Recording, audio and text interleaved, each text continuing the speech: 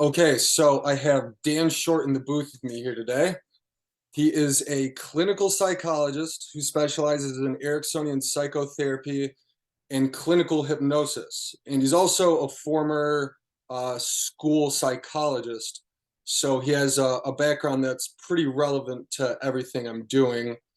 Um, and he's authored 4 books that have received worldwide attention from mostly therapists. And is there anything else you'd want to add to your title there?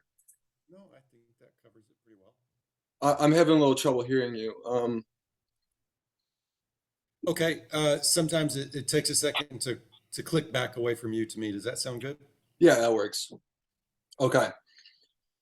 So, yeah, I think your career is really interesting to me because before I stumbled upon an Amazon review, I really didn't know, you really went on my radar. And then I started reading your books, The Care for Human Consciousness, and um, I just remember thinking as I was reading it that it was somebody who's really on their way up in this field. And so yeah, I feel like I may have hit a gem in psychology before his stardom. I just wanted to say that. And so I guess I'll just get right into the first question here, which is about how our minds create our perception of reality.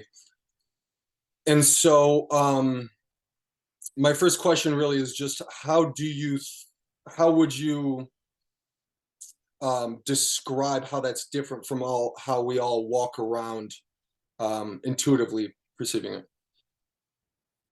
I think for us, on a day-to-day basis, we imagine reality to be this real thing and to be outside of us, and that we're experiencing the world as it is outside of us. And Freud was one of the first ones to kind of start questioning that in a very convincing way when he started writing about the unconscious. And he was kind of focusing on how a lot of times our reality that we're working in is something other than what we conceive it to be. Our reality is about ourselves, even, Mm-hmm. or about what's happening in the outside world. So concepts like denial or rationalization or even projection, where you're projecting your faults onto someone else. So Freud got us realizing there's these things going on outside of conscious awareness that shape the reality, at least that's known to conscious awareness. And then there was the idea that we potentially have 2 different realities we're working in, the one that the conscious mind's aware of and the one that the unconscious mind's aware of. So Mm. we can know about things and be working towards certain goals and not know that we know these things or know about these goals, at least not at a Mm. conscious level. So, and then the William James made some interesting points about the fact that much of our perception is filled in with imagination, and not just during hypnosis, but on a regular basis. And so how seem themes see things seem complete to us or whole to us, it's because our imagination automatically fills in with the curves and contours that we can't see in front of us. Mm. See a piece of a horse and it's a horse because your imagination is filled in all kinds of other things about what it'll do and what it looks like from the angles you can't see. And uh, he was kind of mentioning the fine line between imagination and reality. For example, when you're laying in bed at night and you expect to hear a clock ringing and you hear one ringing or a baby crying, but it's not clear if a baby's really crying or if you're imagining that the baby's crying. Right. And then the same with even people talking to us. You see couples get in these fights all the time about, well, you said this, and then you said that. And as we find out, linguists, when they look at how much conversation people actually pick up on when others are talking to them, they only pick up accurately on about 32% of what's being spoken. And the rest they're automatically filling in with their imagination. And Yeah. then our memory is, now we know, or at least since the 80s and 90s, our memory is super malleable. It's constantly revising itself. Yeah. So what you remember the person telling you 10 minutes ago may not necessarily be what they told you. And you may have only been listening to 30% or whatever they said or less, and you're filling in the rest with your imagination. A lot of it potentially transference from other past relationships. And then there's the issue of emotions. And emotions tend to control thinking. So when someone's talking to you and you're angry, you only hear things that anger is going to pay attention to. It's going to be kind of judgy. If you're feeling sad, then you're more likely to have hopeless thoughts. And then if you're feeling happy, and so our emotional states completely color what thoughts we're even able to have, what actions our bodies are capable of. So to a great extent, our our experience of reality is, I would say it's almost more, if we had to get an analogy, I would say we go through life a lot like that person that's incredibly intoxicated, and maybe they're even kind of blacking in and out every now and then. They can see the street corner or they can see the car and they've got a general idea of what they're trying to achieve, but it's sort of a miracle if they make it home. And I I think wish I didn't understand that analogy so well, but yeah, keep going. I think we sort of live that way, Yeah. as sober and careful students of realities we can be. That's in part why we need each other so badly. We need to Hmm. triangulate in on reality. And Certainly. for human beings, if you don't have a set of expectations or a schema in your mind that explains what you're perceiving, you'll have a difficulty conceiving of it as real. So and Hmm. for people who, something unexpected happens, say they walk in and their beloved wife or husband is having sex with another person in front of them, and something they completely didn't expect, completely doesn't fit with they'll have a hard time conceiving of it as real. Or if you and I were to see a car float past our house, with the wheels not touching the ground, or an elephant float past that, whatever, we would struggle to accept that as real Hmm. until we had at least two or three other people say, I saw that too. Hmm. And so we're designed we're herd creatures, and so we're designed to respond emotionally in sync with one another, and to perceive reality in accord with one another, and to get our realities to need to have our realities confirmed by one another. Absolutely. I think in your book, that was the example you used that made this really click most, was that you know, for a lot of our beliefs and our perceptions, we have no evidence except for other people's s- opinions or perceptions as well. And so other people seem to be, our fact checkers for how we interpret things. And so, like, I guess it's one of those questions, you kind of hear the old cliche growing up, don't worry about what other people think of you, don't worry about other people's opinions. But that's just such a hard thing for a person to realistically continually do, because just like you explained, it's basically one and the same. Yeah, it's a well-known, well-established fact that people that are put in solitary confinement for too long are at risk of going insane. Mm. Some individuals somehow manage to keep themselves together under those circumstances, but many people will psychologically start to break down, lose sense of reality. And then you saw this demonstrated in the old movie now, but Tom Hanks, the Castaway, where he's on the island, there's no other human beings to interact with. He has to get this volleyball or whatever, who he names, whatnot, and he has to interact with it to try and stay a hold of reality. And that's how we are as humans. Absolutely. And you look at an important piece of reality for us is identity. So I am a thing. What kind of thing am I? That's a reality that really matters to each of us. That reality is entirely dependent on other people.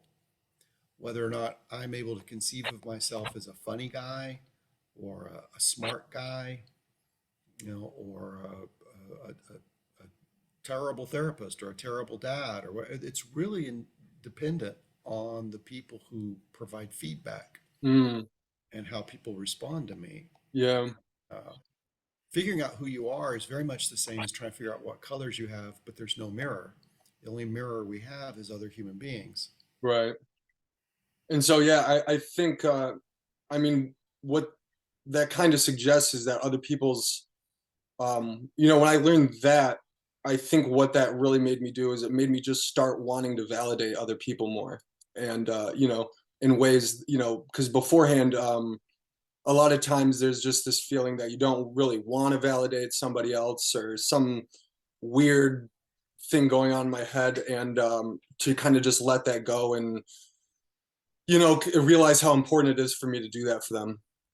I've heard multiple stories of people choosing not to go home and kill themselves that day because someone walked up to them and smiled and said, it really is nice having you here in the office. Yeah, And that just saved their life, absolutely. to the individual. So, It's gone a long way for me too. And yeah, like I mean, I think the Castaway example was great because after I was reading yours, I had to chill out on thinking about this because I was just gaslighting myself all the time. I'm like, I'm emotional here. This probably isn't what's really going on. And I'm like, okay, I gotta just relax for a second and let myself, have my own version of reality. But it is useful to know because I've caught myself numerous times just realizing that there's a fundamental blind spot I have there because of some emotions. So yeah. so do you want to ask me a question about self-determination?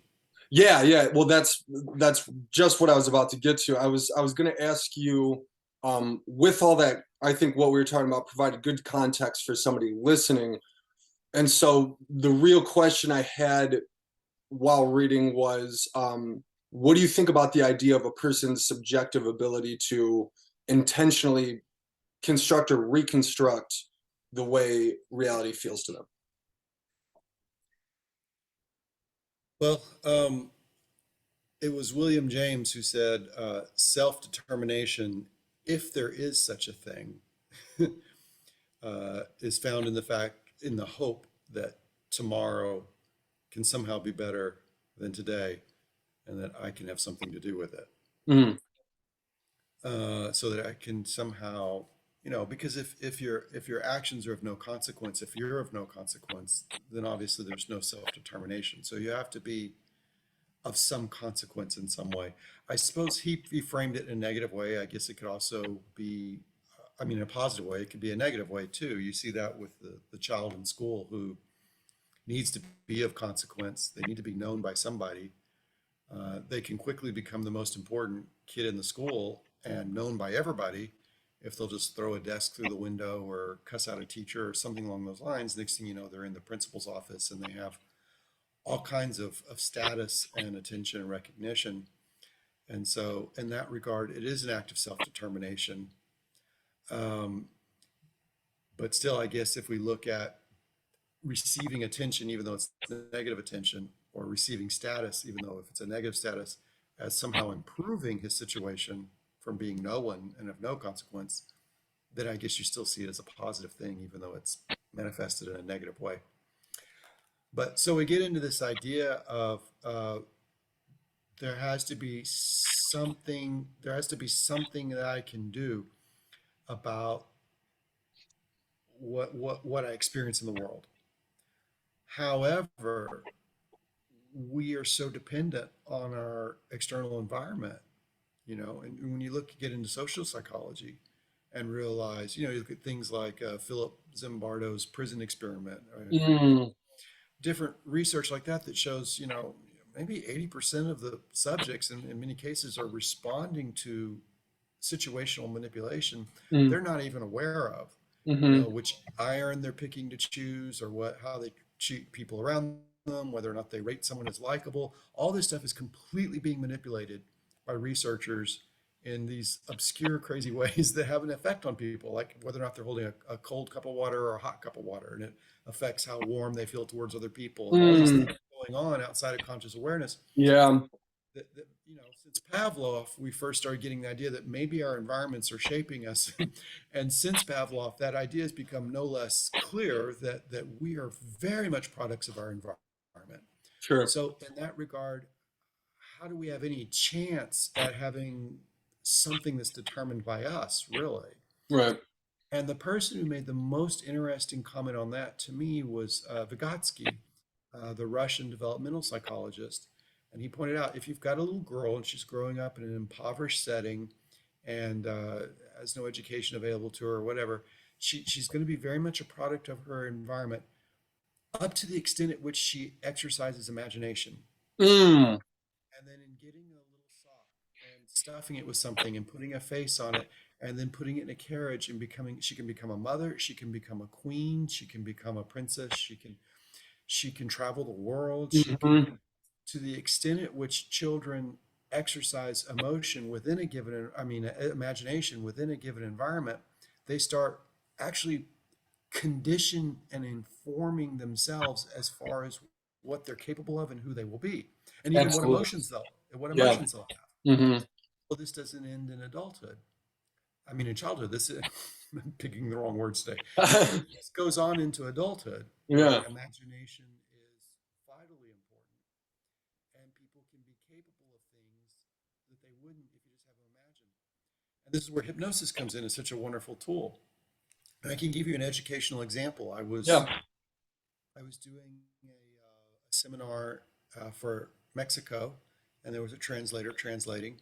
So many people in the audience didn't speak English, especially those who didn't get to go to an English speaking school as children. They didn't have English speaking parents, they didn't have money, so they're Spanish speaking.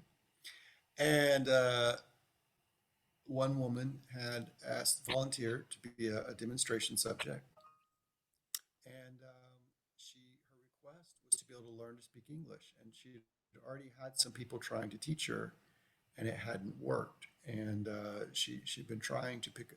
She couldn't remember any English words. She couldn't. She could say hi and thank you and no, but that was very limited to that. So I was going to do hypnosis with her, and I just first asked, who she felt least intimidated by, the person she felt safest around, and where she knew that she was an important person was her 7-year-old daughter.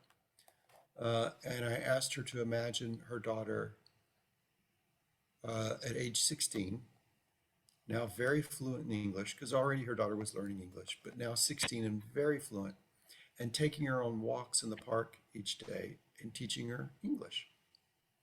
And so I spent 10 minutes with it, just having her imagine learning English from her 16-year-old daughter, 18-year-old, whatever, something like that, an adult daughter, and just the feeling she got from it. And then after the hypnosis, I asked, what her confidence was that she could now learn English, and it increased significantly, and she was ready to do it and looking forward. But she was saying all this in Spanish, and so I said, "Would you please talk in English?" And the translator was about to translate it. I was like, "No, just don't. You don't need to translate this. Would you please speak in English?" And she started speaking in English. How, I didn't push it. We didn't go on and on. I was using very simple sentences, but there was a few full sentences from her and me. We were talking in English, right? And so everyone's like impressed with this miracle. yeah. Of course, she's been learning some English all throughout the years, but fear and self-consciousness, panic. What do we do when we get anxious? Our mind goes Mm, blank. yeah. As I'm finding out while I'm trying to learn Spanish, and I get in front of a Spanish speaker, and I just Yeah. Yeah. like, Same thing. but Yeah.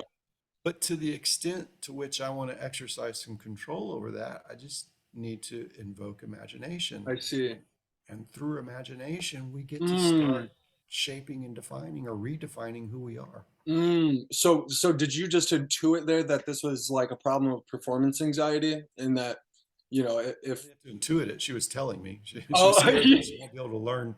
She gets so nervous and she's just afraid she'll never learn it. And if you're afraid you'll never learn something, you've got performance anxiety. it is really weird how there are things we know we've done a million times and like we know we're good at these, but the second, the pressure gets just a little too high, everything we know seems to disappear, and we just feel sort of helpless, like why can't I do this now? Whereas I feel like sometimes when you have just the right amount of pressure, with that, kind of encourages you to do your best, but doesn't overwhelm you, you seem to a lot of times do better than you ever have. This is getting back to emotional reactions. Yeah. Now, each emotion will affect the body in different ways as far as your blood pressure and which muscles are tightening and all and what movement your body's preparing for. And they'll affect the brain in certain ways and the brain behavior.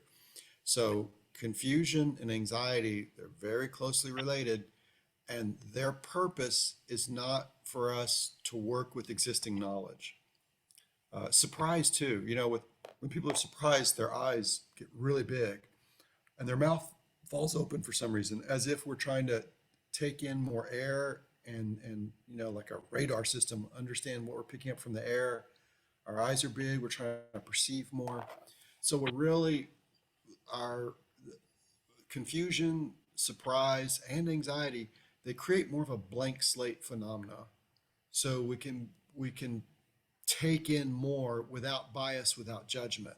We're in Mm, a state of not knowing. mm, The opposite of that would be anger and sadness, interestingly enough. When you are, I don't know that I've personally experienced this with sadness to where I could perceive it. I know with anger, when you're angry, you know what you're thinking and you know you're right and you know what needs to happen.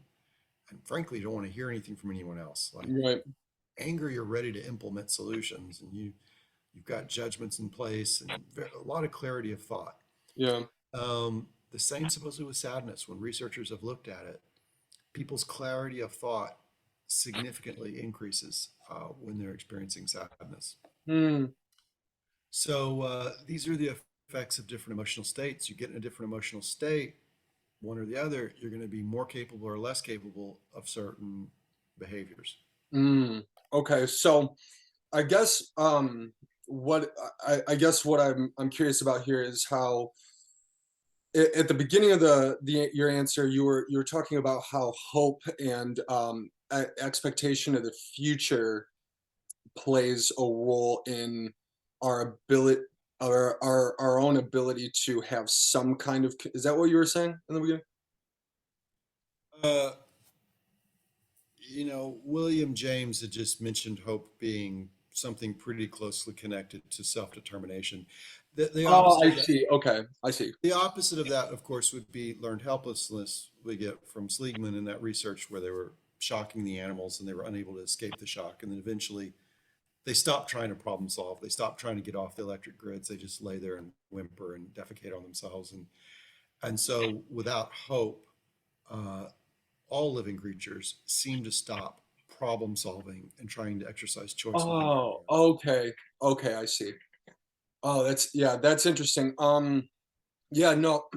So I guess the answer I kind of was expecting was sort of about how like I feel like sometimes more than others I have more say over the way I experience events and the way reality feels to me than others by active use of my imagination, like you said.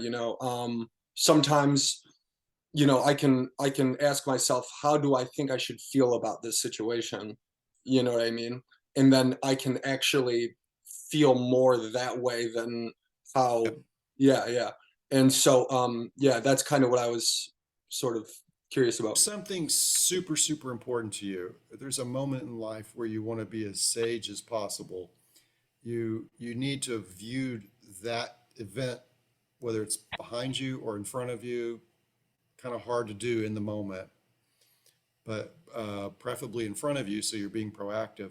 You want to have viewed that event from multiple emotional perspectives.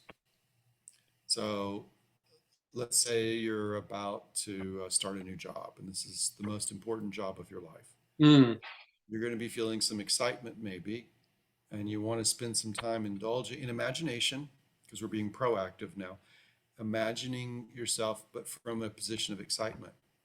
It would also be beneficial to view the same events from a position of perhaps anxiety, because anxiety is the emotion that causes us to be careful about things. And it would be helpful to be feeling anxious as you're thinking about that. but not lost in anxiety and not excessive amounts of anxiety. It'd also be helpful to view that from maybe even the position of anger. Anger makes us a little more assertive. Why wasn't I given this opportunity? Why didn't people afford such and such to me? Maybe even sadness. It's, there's not one right emotion to feel, but Mm, if you've gone through 5 or 6 different emotional perspectives mm, while preparing for something, your your behavioral repertoire now that you have available to you and all the different responses you've imagined, they put you in a way better prepared, more capable place. And you have access now to all these different emotions that you've kind of primed. It's like priming a pump. yeah. Any one of these are now more easily accessible to you, given whatever circumstances may occur where you might need anxiety or fear or anger or sadness or confidence or hope or whatever. And then if you really want to be really, really on top of things, don't just experience your own emotional perspectives on something, but put yourself in the eye behind the eyes of the person that you'll be working with at work, your new boss, or the person working in front, the person who didn't get a promotion where you did, and now you're their supervisor. Mm, Be sitting at their in your imagination, be sitting at their desk, and how you come up, and whether or not you smile, or whether or not you say anything, or and imagine, feel what they're feeling. Like, see if you can actually get the sensations in your body of what you can imagine that they might feel, and then imagine them feel a few different things, because who knows for sure what they're feeling. But the more possibilities that you can imagine, the more you equip and prepare yourself to respond really with understanding and competency and sophistication. And it'd take a good hour to do this much contemplation like I'm describing, but can you mm, imagine yeah. if we prepared ourselves in this way for events, how much better we would do? Because people respond most poorly when they're caught off guard, and that's when we resort to either bad habits or get overly emotional, Yeah. or to instinctual behavior that may not be appropriate for the situation. So what you're suggesting, if there's a some event or some aspect of your life that is really important to you, that it's well worth taking the time to visit that part of your life from multiple different realities, emotional realities, Emotional perspectives, yeah. and that sort of kind of prepares you for anything that could any way that could end up happening, because you can't exactly predict exactly how it's going to happen. But say Yeah. I what? Yes, exactly. Yep. Like imagine, I don't know what something sophisticated or complex someone could go I think do. I think a job is a good example. Yeah, I think that's really good. Job, a fishing trip, going to the grocery store, take any activity, driving a car, and imagine yourself having done it 400 times and how competent you are at it versus the very first time. Uh, But so once we do something many times, there's a lot of learning that occurs. Well, this is all possible within virtual reality, that we can do something 20 to 30 times before we ever do it for the first time. mm-hmm. Through imagination, there's research showing that it'll increase neural density in the parts of the brain that control certain motor movements or whatnot. So we're actually physically building up the neurology, the neural connections needed to do certain things, such as playing a piano or whatever it might be, just through imagination and practice in imagination. To increase their readiness to fire there, right? Yeah.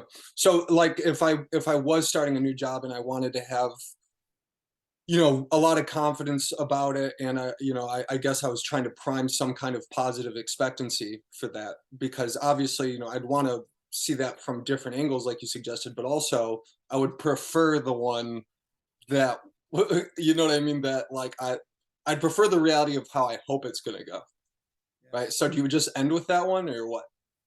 Well, then, there's sort of unlimited possibilities for all the cool things we can do with our brains and our minds. But another good thing to do is this technique called mental contrasting, where, especially if this is sort of a goal-oriented thing. So I want to achieve a certain thing at work, or I want to start improving my, I want to stop smoking, or I want to eat more nutritiously or whatnot.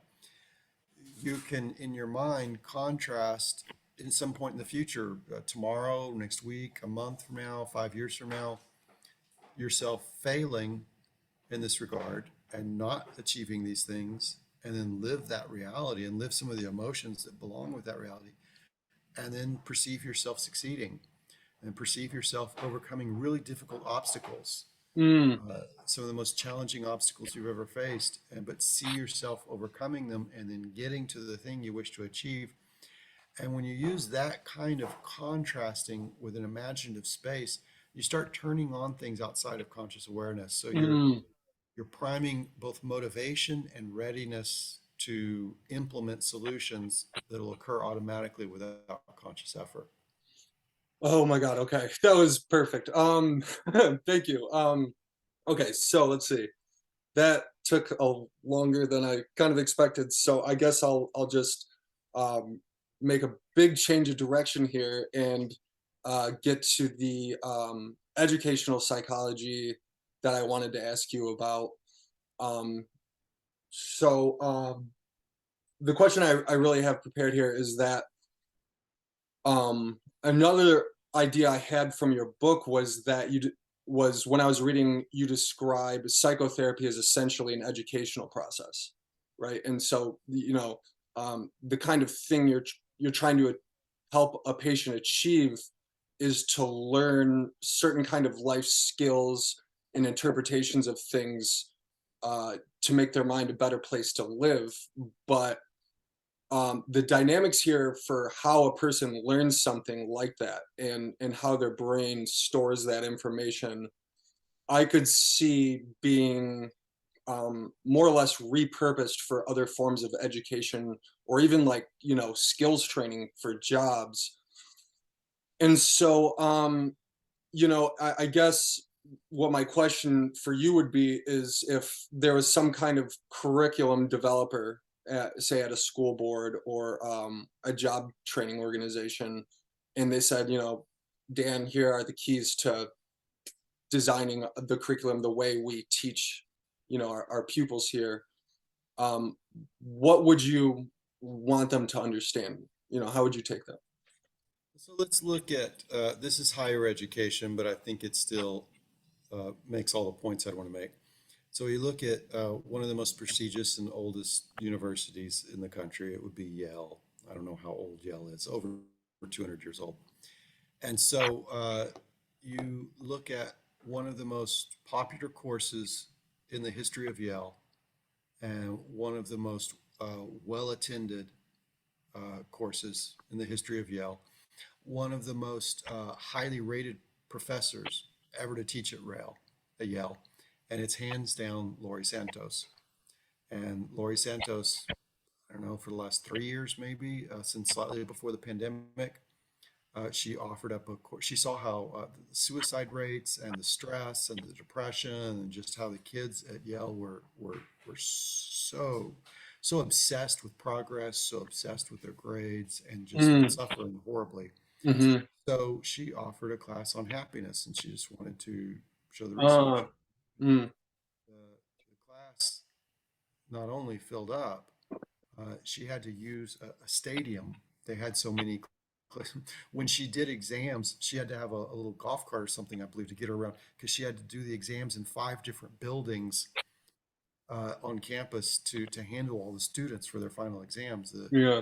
It's it's I don't remember the exact statistics, but her ratings and the ratings for this course are just off the charts. This is a pretty recent class too, right? This isn't like some old, yeah, yeah. This is still Like going on. 3 years old, yeah, Yeah. still. So uh, I think I don't know who now 60 Minutes or whoever she's been contacted. It's a thing. It made a big splash. Hmm. Um, the thing about it is she wouldn't even do grading in there if Yale would let her. Like she had Mm, no interest in doing grades. There was no need to do grades. mm, And she pointed out that grading has actually not been a part of education for very long. It was invented at Yale by a certain professor about 200 years ago. And he started marking whether or not he thought, how well he thought his students had performed on something. But Mm. before that, people pursued education as a matter of choice, a Uh, matter of choice, and a matter of personal desire. yeah. And I would argue that to really do education well, there's two things you need to try to encourage and work with to the fullest extent possible, and that's choice and imagination. And teachers need to understand and look for ways to engage and excite students' imagination, whether it's kindergarten or college. And they need to be able to find not only problems that are interesting to them, but be able to exercise choice as they're seeking to solve problems. And as the teachers are providing tools and methods for problem solving. But that's essentially what education is we're preparing people for problem solving. Mm. And of course, like Erickson, I work with from a problem solving perspective for psychotherapy. So it makes the parallels between education and psychotherapy pretty clear and obvious to me. Mm. Um, as in contrast to say the medical model, which is more, with the exception of maybe say rehab work, rehabilitation work, or some things like that. Um, Medical models more about forced choices or no choice really. Someone comes in and does open heart surgery on you, or they prescribe a certain drug, and then the drug makes things happen within you. It's really about a loss of choice. And unless the doctor's engaging intentionally in placebo treatments or whatnot, they're not really seeking to engage the imagination. So that's why I would compare psychotherapy more so to education Mm. as far as modeling it and what we're trying to achieve. But for students to problem solve, they need some of the same things you'd want to achieve in psychotherapy. They need a sense of self. They need a sense of being a person of consequence. They need to have hope for the future. They need to be ready to engage imagination, and then to be aware of the fact that because the more a student is made to feel they must do something, I must make straight A's, or I must pass this test, or I must memorize these things, the more you create backlash. Mm. Backlash not only in the student against the teacher, but also in the student against themselves as they start trying to force themselves to do things. Mm. Because that is the natural reaction to being trapped or being caught, is to try to escape. Mm. All living creatures will try to escape being trapped or being forced. Mhm. And so in education, the more we can get away from that, probably the less time we have to waste on trying to punish students and deal with power struggles between students and teachers and all that nonsense. No, I think that's a great answer. I can see myself in school a lot. You know, I reflect on myself going through my own college degree and just how many times how much better I would learn something if I was actually interested in it. If I wanted, under my own volition, was interested in this thing. And even when I wasn't interested in something, my ability to learn it would be dependent on how interested I could make myself in that. You know what I mean? So just whatever I had to do to make that subject interesting, you could just see, I could see really obviously my mind working a very different way when I was doing it that way. And so, I guess there's a lot to sort out there for any educational institution. But I think what I guess, I don't know if there's really a really easy way to express this, but when you were describing the process of um, learning something being dependent on what it enables a person to do is, I think, really the precipice that I think of for myself of whether I've learned something or not. Because I could memorize a fact and be able to say it here or on Jeopardy, but I don't really know. I didn't really learn anything useful there unless that fact enables me to do something better than I did before I learned that. You know. There needs to be this element of understanding, this element of emotional meaning, Mm. can't be emotionally meaningless. You might as well not be exposed to it because Yeah. the brain won't physically alter. We need emotional reactions to actually physically alter the brain so that new connections are made. And so it needs to be, it needs to have application in the outside world. Yeah, Those things. absolutely. When I try to describe this to other people, I use the example of if you're teaching somebody to ride a bike, how long do you think it would take you to get them to be able to ride a bike just by verbal instruction? Hold your, stay balanced, move forward well, and all that stuff. And then there's a huge difference between learning it that way and actually getting on a bike and getting the feel of it. And so I think I use that example as a way to really highlight what you taught me, your book taught me about education. Yeah. And so I think the same thing kind of goes on in therapy. You kind of have to do things, and that registers, like you said, down and connects with all the other parts of your brain to make sense of something you learned. Anything else you want to add there? It's been a Okay, lovely discussion. cool. All right. Well, so I want to be good with your time here. We're at about 40 minutes. And so with all my guests, I try to give them an open-ended question to teach us something that they, are enthusiastic or whatever to teach about. So do you have anything you're really interested in right now? Yeah, lots and lots of things I'm interested in these days. Yeah, yeah, yeah, yeah. Um, I think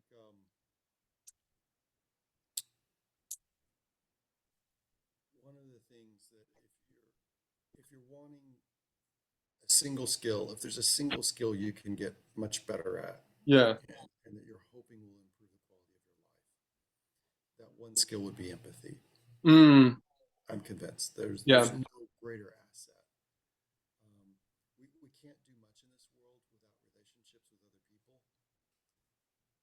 Everything you wish to achieve in life is about relationship with either a child or potential spouse or an employer or customers or whoever. And those relationships, how well they work, is dependent very much on your capacity for empathy. And not only do we have relationships with other people that we need to maintain, we have relationship with ourselves that needs to be cared for in the same way. Because some people they hate themselves, they punish themselves, they ignore themselves, they ignore their own needs, they don't know themselves. They've got a story made up about who they are, and it's not really who they are. So they've developed biases against themselves that are maybe even prejudices against themselves that are informed by social prejudices, but they haven't really given themselves a chance to find out who they are as a person. And Mm, so all these things that can happen in a relationship with someone else can happen in a relationship with a self. So just like with others, we need an empathetic understanding of ourselves. mm, So empathy is not just externally focused. We the brain is not made to self-monitor very well. Just as the eyeballs are not really wired in such a way that we can see the color of our eyes or our ears for that matter, or the eyes are wired to see things outside of ourselves. Same with the mind. When people are tested to see how good they are at explaining the motives behind their actions and or accurately tracking their intentions, because our intentions can change over time as the mm, situations change, mhm. but the conscious awareness will not track those intentions. We'll just come up with, when someone says, "Why did you do that?"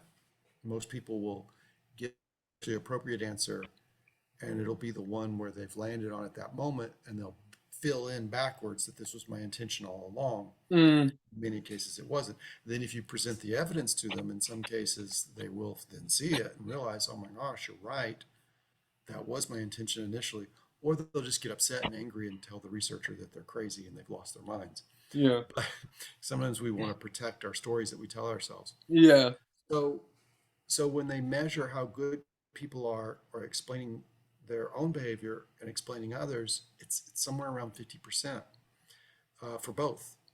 So, in the same way that we have to guess and kind of struggle to know who that person is and what they're feeling and what their intentions are, their true intentions, we have to put the same effort into figuring ourselves out.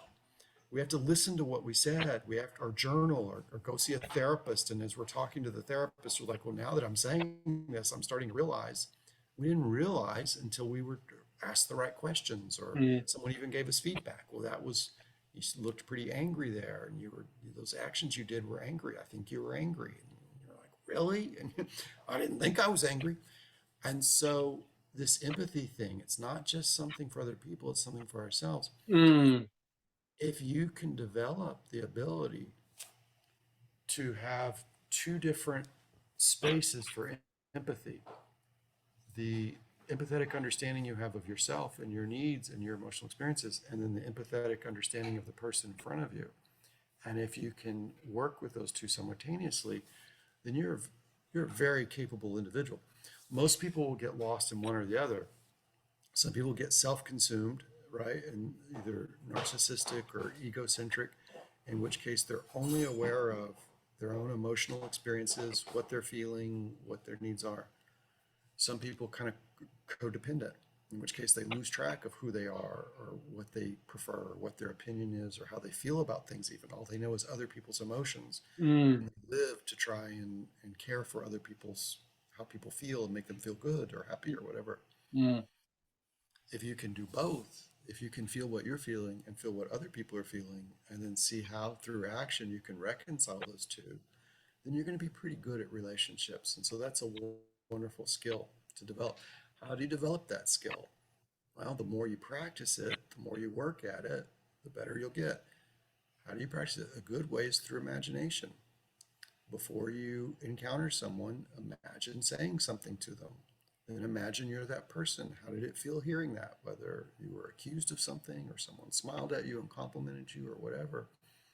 Put yourself at the receiving end and imagine how it feels. And do it two ways. Do it in a bad way and then contrast that with doing it in a good way.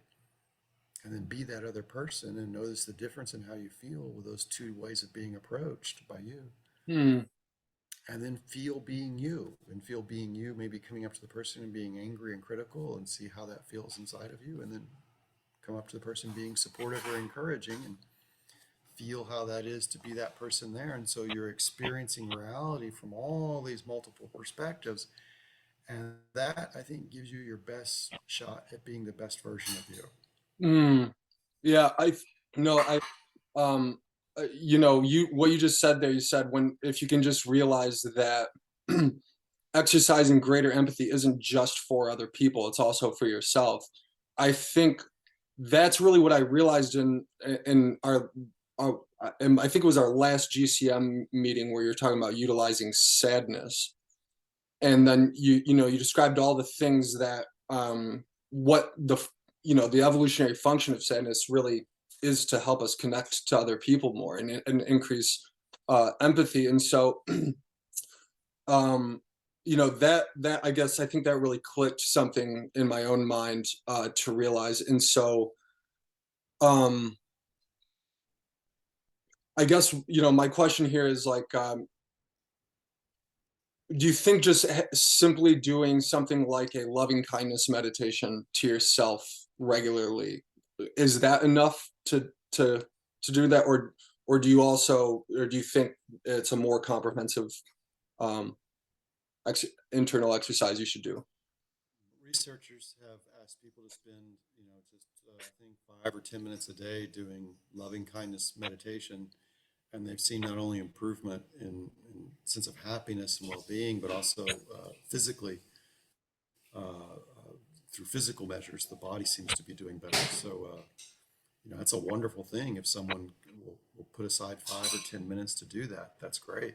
Absolutely, yeah. Okay, well, thank you so much. I really appreciate you doing I mean, you really didn't have to take time out to do this with me. And I look up to, you and your work a lot, and because I've just learned so much. So yeah, I can't state enough how grateful I am. Good. It's nice Yeah. talking to you today. Yeah, you too. Yeah, take care. I'll talk to you soon. All right, bye.